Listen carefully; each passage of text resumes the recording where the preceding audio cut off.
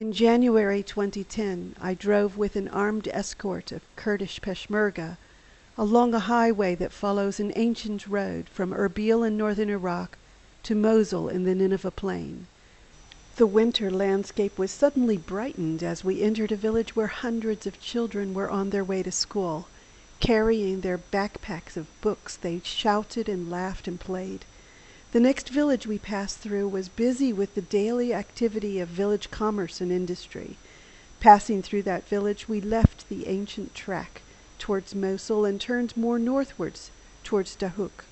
The land was becoming more green as we entered the Nineveh Plain, and I began to see churches in the villages that we passed by. I was going there to see some Christian villages that had been rebuilt by the Kurdish Regional Government, and to learn more about the Kurdish safe haven for Iraqi Christians fleeing the dangers of the insurgency in Iraq. As the road became narrow and unmarked, we saw few villages and few people and very little livestock along this road, which stretched straight ahead of us to the horizon, undulating over hill and valley. The occasional tell spoke of the ancient empire that monitored this road and the plain from its heights. Turning from the main road, we entered a village set amongst rocky hills, where a church crowned the vista.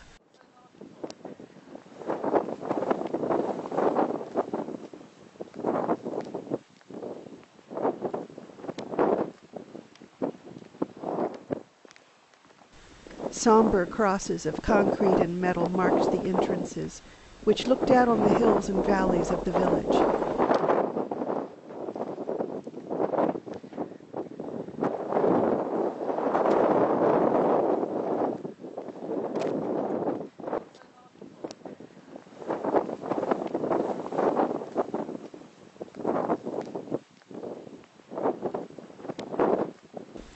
Telegraph poles threading through the village along the paved road, and an 18-wheeler truck tire were the only signs of modernity interrupting a landscape that might have been essentially unchanged over hundreds of years.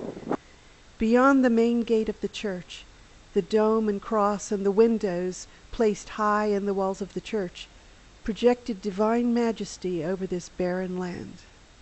On our way to Bakhmi village close to Dahuk, the only sign of human life was a shepherd and his flock. We rendezvoused with the mayor of Bakhmi outside of Dahuk and followed him to his village through green fields that stretched to the horizon.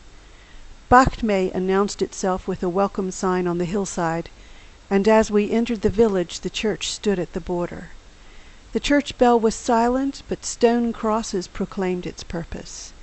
The church dome projecting the cross echoed the message of every church I had seen on the Nineveh Plain. The church looked out on pristine green fields and hills, appearing to guard the village entrance. Local history suggests that Bakhmi was once a customs house on the Royal Road.